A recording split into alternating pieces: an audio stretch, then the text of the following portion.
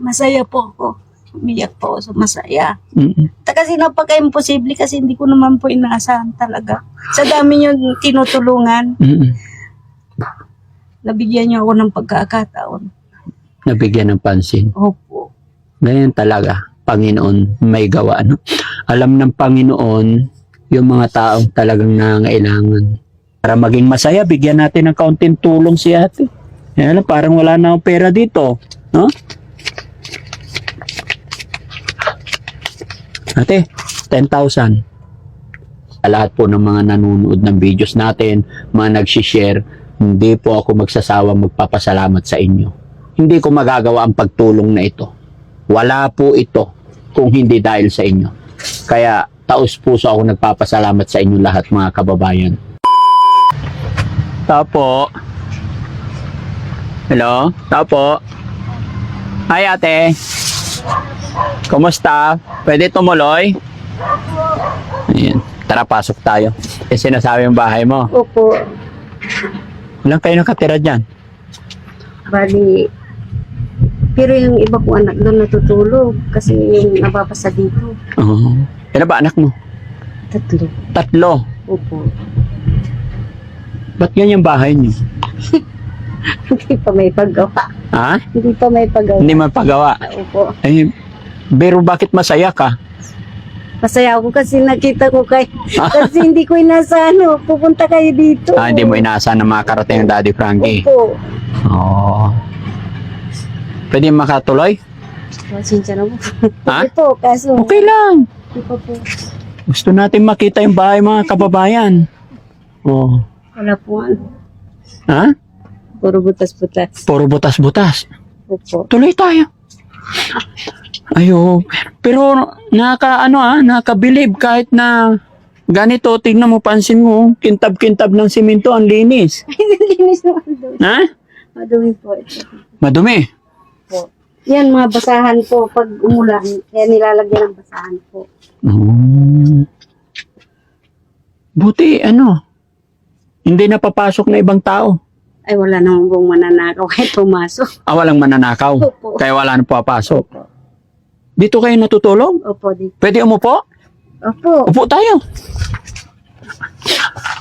Upo ka. Ano pangalan mo, ate? Salud po. Ah, si Ate Salod yan. Mga kababayan, mga kabarangay, magandang hapon po sa atin lahat. Ito ang ating kabarangay na si Nanay Salod, no? Opo. Kasi nanay na. At pinuntahan ng Team Daddy Frankie dahil lagi po silang nagme-message sa akin. Lagi po silang nanonood at ang sabi nila, kung pwede raw na dalawin ko sila para makita ko naman daw yung kanilang bahay, yung kanilang sitwasyon. Yan. Pero nakakabilib kahit na anong hirap dito bumilib sa'yo. Ang linis ng flooring. No? Anong trabaho niyo po, ma'am? Anod po sa barangay. Kayo, CBO. Opo. Tapos, asawa niyo? Pinatay na po. Pinatay na. Ano ba yan? Bakit pinatay na? Kasi nung March 16 po, sinaksak po. Ay, la. Paano yan? Tapos ginaso po, kaya yun, papunta-punta po ng hearing doon. Tapos naghihintay na naman kung kailan tatawagin. Pero nahuli naman yung Nandun, lalabas-labas po. labas-labas. Opo. Ano ba yan? Parang ang laking problema niyan. Mayaman eh. Mayaman. Opo. Kawawa tayo mahirap kung ganun. Oo nga po. Mayaman yung nakadisgrasya sa asawa mo. Opo. Kaya hindi nakulong. Opo. Palabas-labas. Sa hearing pa, hindi pa sila dumadalo. Pag sa hearing, hindi sila dumadalo. Opo. Paano yun? Kaya nga po eh. Anong ginagawa mo bilang asawa? Hindi dumadalo. Di talo na sila kung hindi sila dumadalo. Opo. Mawawarant na yun. Opo. Sana ganun na nga. Kaso, talagang parang nakikita dun, parang na. Kasi wala kang pera. Opo. Pag wala ka palang pera, wala. Ganun ba talaga yun? Pag mahirap tayo, kawawa na tayo? Opo. Ganun na ba talaga dito sa Parang Pilipinas? gusto ko pumunta sa Tulpo. Gusto mo na pumunta sa Tulpo. Opo. Kawawa naman talaga mga kababayan natin. Nagulat ako sa kwento. Ang kala ko yung problema lang dito sa bahay. Yung pala may problema ka pa sa pamilya mo. Pero by the way, hindi ko sakop talaga yun. Iba yung sakop ni Daddy Frankie. Yung makapag-abot lang ng kaunting tulong sa mga kababayan natin. No? Masaya ako at nadatnan kita. Kaya lang nalulungkot naman ako sa buhay mo. Tsaka syempre sa sitwasyon ng bahay mo. Na ano lang po ako pag itong tagulan. Mhm. Pag itong panahon ng tagulan, Oo. nababasa po kami mga anak ko. Nakupo lang po. Nakaupo lang. Pag umuulan, nakaupo kayo. Tapos yung mga batya, lagi Sinasahod niyo. Opo. Mahirap. Eh, Mahirap maging mahirap, no? Opo. Super. Tapos nawalan pa ng asawa. Tapos nawala na nga. Mahirap pa yung yung sitwasyon. Napakahirap kasi papamasahe pa, uutak pa. Ay, pamasahe mo papunta dun, uutangin mo pa. Opo. Wala bang mga kapitbahay na makatulong sa'yo dito? Meron naman po. Kaya yun po ang nauutang po. Ay, mga nautangan mo. Opo. Siyempre, hindi na pwedeng araw-araw lapitan, no? Opo. Nakahiya na rin. Opo. Ilang taon na ba yung mga anak mo? Yung 26, yung panganay. Hmm. Tapos yung 23, hindi ko muna pinababalik kasi sinasama niya ako na pumunta sa Zambales. Mm. Pero tinatawag na rin siya ng amo niya. May trabaho. Opo. Wala naman akong kasama na pumunta doon. Paano to, no? Paano maayos yung bahay nyo pag ganyan? Kaya nga po. Kaya sabi ko, pasyalan niyo. Ha? Kaya sabi ko, pasyalan niyo po. Kaya sabi mo, pasyalan. Kaya lang nagtataka ako sa'yo, tumatawa, umiiyak. Ba't ka natatawa? Ba't? Masaya po ako. Umiyak po ako, so masaya. Mm-mm. Kasi napaka-imposible kasi hindi ko naman po inaasahan talaga. Sa dami niyo tinutulungan, Mm-mm. nabigyan niyo ako ng pagkakataon. Nabigyan ng pansin. Opo. Ganyan talaga, Panginoon may gawa, no? Alam ng Panginoon yung mga taong talagang nangailangan. Laban lang, te. Huwag kang mawawala ng pag-asa. Mag-pray ka, manalangin ka. Opo, yun na lang po ang ginagawa ko. Magsimba tayo. Opo. Yan. Hiling lang natin kay God ang lahat. Ano man ang mga nagawa natin pagkakamali. Humingi tayo ng sorry. Magsikap tayo. Ano man yung mga gusto natin sa buhay, hilingin natin kay God. Kausapin natin ang Panginoon ng taos-puso, mataimtim. Siyempre, magsikap lang. No? Hindi araw-araw ganito. Ilang taon ka na po? 48. 48. O, bata pa. No? Malakas pa. Opo. Kasi ang dami pa rin, nagme-maintenance na rin po ako. Nagme-maintenance na rin. Opo. Okay. Actually, galing kami doon sa kabilang bayan. Tapos nakita ko nga yung message, na alala ko yung nakaraan pa yung message na, Daddy Frankie, sana isa rin ako na mapasyalan mo. Yung mga kababayan, kasi sa message, nakita ko po na nananalangin, nagmamakaawa na sabi niya, sana Daddy Frankie, dito lang ako sa barangay mo, sana mabigyan mo rin ng pagkakataon, mapasyalan mo para makita mo yung kalagayan ko. So, ang daing nila mga kababayan, itong bahay nila, nabutas-butas na daw pag tag-ulan. No? Kaya, salamat sa Panginoon at nakarating ako. Opo. Namiiyak si ate.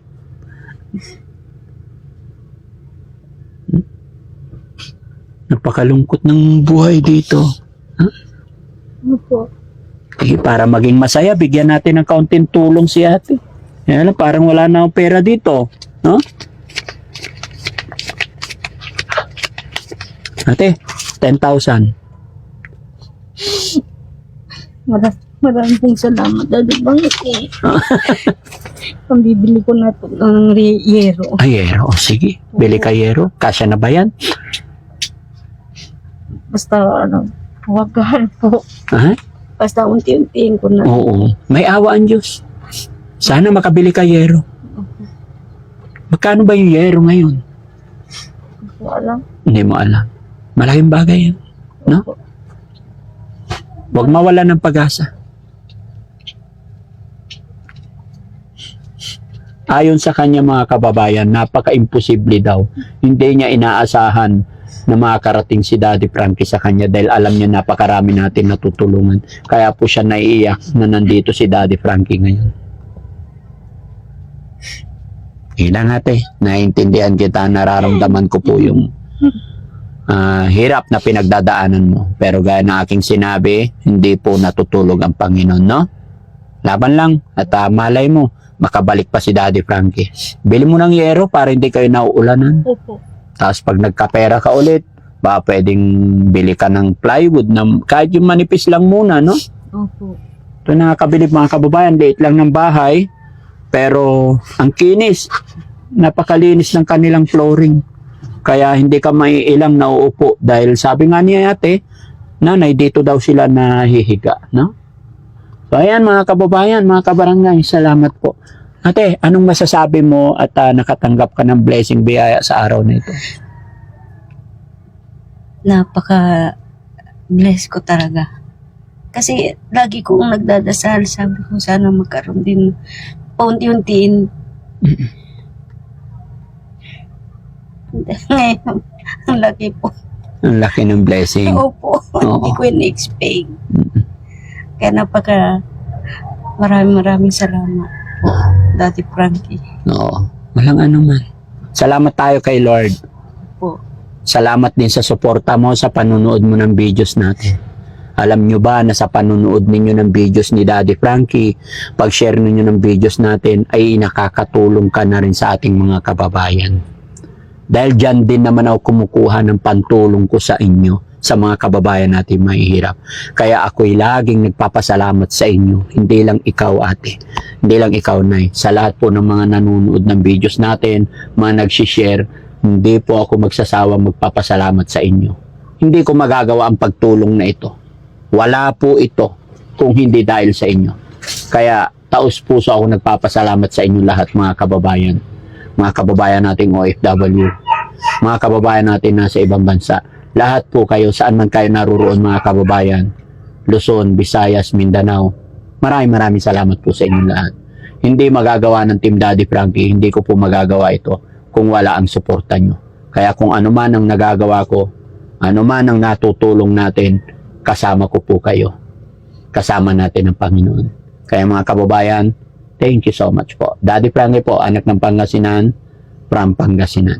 Kabayan, kung may nais kang tulungan ang Team Daddy Frankie, i-message mo po. I-comment mo lang sa baba. Lagay mo ang complete address. Baka sakali, kayo naman ang mapuntahan ng Team Daddy Frankie. Maghintay lang po tayo. Kagaya lang na sinabi ni nanay, hindi niya inaasahan na makakarating ang Team Daddy Frankie sa kanyang bahay.